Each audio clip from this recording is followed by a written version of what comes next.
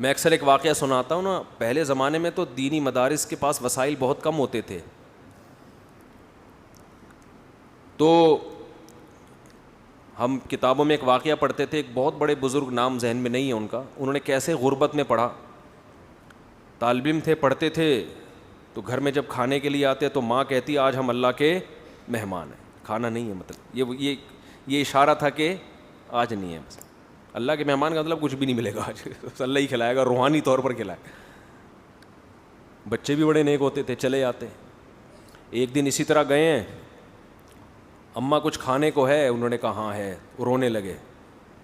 اس نے کہا اماں جب تو یہ کہتی تھی نا آج ہم اللہ کے مہمان ہیں، اس میں زیادہ مزہ تھا، اس بھوک کو کس کے لیے برداشت کیا جا رہا ہے؟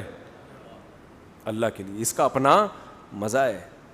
امام احمد ابن حنبل رحمہ اللہ تعالی، جو امام بخاری کے استاذ ہیں، وہ کہتے ہیں ایک آدمی شادی شدہ بچوں والا جب وہ غربت سے پریشان ہوتا ہے، اپنے بیوی بچوں کی طرف دیکھتا ہے اور اس کے پاس وسائل نہیں ہیں، اور اللہ کے سامنے گڑ گڑاتا ہے، اللہ کو اس شخص سے محبت اس عبادت گزار سے کئی گنا زیادہ ہوتی ہے جو ہر وقت مسجد میں بیٹھ کے اللہ اللہ کرتا ہے۔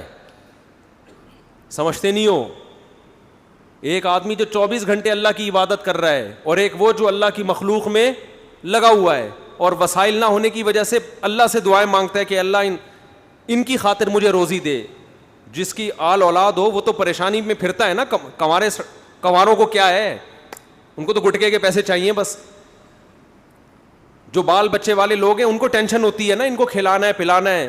تو امام احمد کہتے ہیں شادی شدہ بال بچوں والے آدمی کو جو رزق کی ٹینشن اللہ کی طرف سے ملتی ہے، اس ٹینشن سے جو اس کے درجات بلند ہوتے ہیں، وہ عبادت گزار کے درجات عبادت سے ایسے بلند نہیں ہوتے۔ ایک تہجد گزار اور دن میں روزے رکھنے والے کو وہ مقام نہیں ملتا۔ تو اللہ پہ اعتماد، اللہ پہ توکل، اللہ کے لیے ٹینشن اٹھانا، یہ بہت بڑی عبادت ہے۔ یہ عبادت کیوں ہے کہ اس ٹینشن میں بھی اس کے قدم حرام کی طرف نہیں جا، نہ یہ نسل روک رہا ہے، نسل روکنا بھی جائز نہیں ہے غربت کے خوف سے کہ کھلاؤں گا کہاں سے۔ اس میں اللہ پہ توکل واجب ہے کہ جس اللہ نے مجھے کھلایا ان کو بھی کھلائے گا، کسی کو کم دے گا کسی کو زیادہ دے گا، کوئی بات نہیں، اللہ کا نظام ہے۔ یبسط الرزق لمن یشاء ویقدر، جس کے لیے چاہتا ہے رزق کشادہ، جس کو چاہتا ہے تنگ کر دیتا ہے۔ جس کے کشادہ کر دیا شکر ادا کرے، تنگ کر دیا صبر کرے، بھائی اللہ کے ہاتھ میں ہے۔ اس بیس پہ نسل روکنے کی اجازت نہیں ہے آپ کو کہ پیسے نہیں ہیں تو بچے کیسے پالوں گا میں۔ لبرل لوگوں کے اصول کچھ اور ہیں زندگی گزارنے کے، اسلام کے اصول کچھ اور ہیں، اور ایک دفعہ اسلام کے اصولوں پہ آ جاؤ، نقد فائدہ ملے گا، دل کا سکون، اطمینان، غربت میں بھی سکون، شکر کی توفیق ملے گی۔ ہم نے اپنے بزرگوں کو دیکھا ہے انتہائی غربت میں ان کے چہروں پہ ایسے خوشی جیسے ارب پتی ہوں۔ یہ وہ کہتے ہیں اللہ نے تو ہمیں ہماری ضرورتوں سے کروڑہ گنا زیادہ دے دیا۔ کہتے ہیں ہمیں تو ضرورت ہے 2 وقت کی روٹی کی، لیکن اللہ 3 ٹائم کھلاتا ہے۔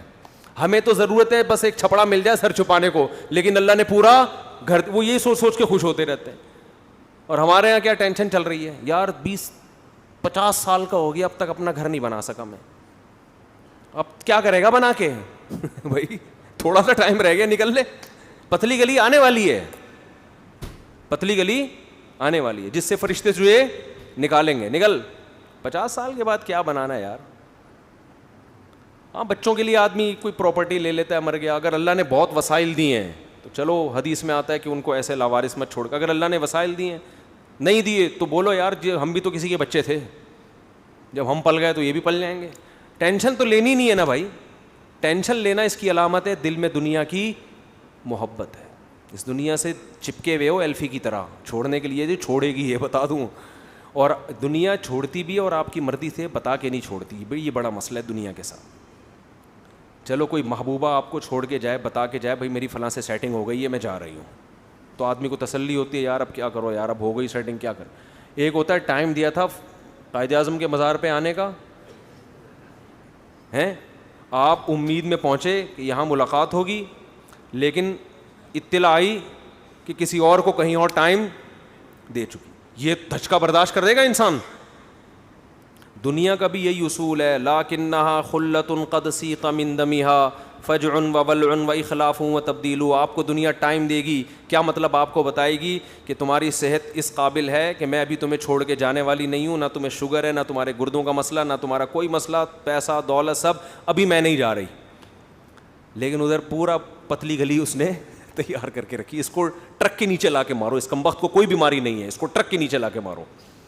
یہ ایسے نہیں مرے گا, نہ اس کو نہ شوگر ہے نہ گردوں کا مسئلہ ہے, اس کا ٹرک بنتا ہے. کیا بنتا ہے؟ اس کی ہڈیاں بھی مضبوط ہیں, کار ایکسیڈنٹ میں بھی نہیں جائے گا یہ.